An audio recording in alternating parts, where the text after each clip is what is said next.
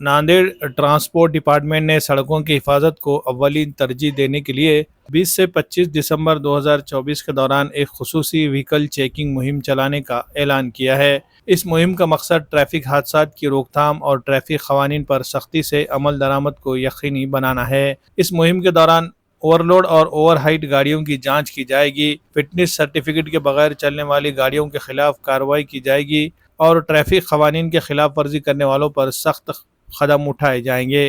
Transport department ने ड्राइवरों और गाड़ी मालिकान से अपील की है कि वो अपने तमाम दस्तावेजात और फिटनेस सर्टिफिकेट दुरुस्त हालत में रखे। डिपार्टमेंट के अफसरान ने खबरदार किया है कि कवानीन के खिलाफ वर्जी करने वालों के खिलाफ सख्त कार्रवाई की जाएगी। ये कदम नांदेड़ और आसपास के इलाकों में ट्रैफिक मजीद महफूज बनाने और हादसात की तादाद को कम करने के लिए एक अहम कदम साबित होगा। महकमे के मुताबिक इस मुहिम का मकसद न सिर्फ कानून शिकनी करने वालों के खिलाफ कार्रवाई करना है, बल्कि अवाम में ट्रैफिक कवानीन की अहमियत को उजागर करना भी है। अफसरान ने उम्मीद जाहिर की है कि इस मुहिम के जरिए अवाम में जिम्मेदाराना ड्राइविंग के रवैये को फ़रोग दिया जा सकेगा। आपल्या नांदेड जिल्ह्यामध्ये जे 6 साखर कारखाने आहेत त्या सर्व ठिकाणी आपण आजपासून रस्ता सुरक्षा अभियानाची सुरुवात केलेली आहे।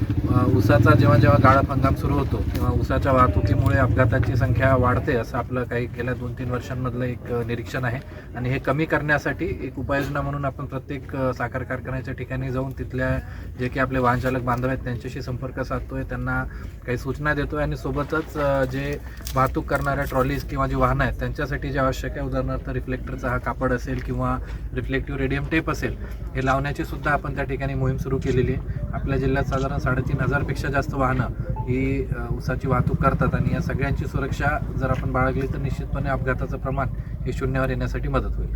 Thank you sir.